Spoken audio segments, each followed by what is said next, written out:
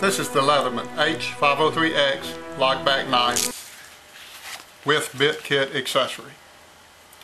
This Leatherman knife features rubber grips, aluminum headstocks in black, with a satin finished knife blade. This knife blade includes a smooth cutting edge here and a serrated cutting portion here. This is a lockback knife and maintains a very secure open position. On the back of the knife is a retractable bail.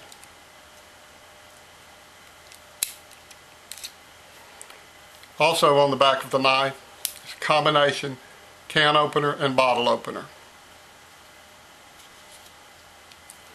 On the front of the knife is the bit holder.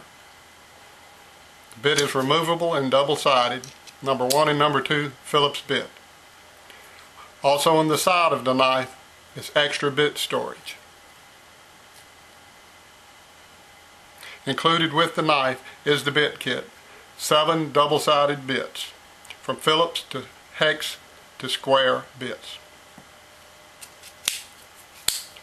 All in all, very capable pocket knife, and includes a nylon sheath.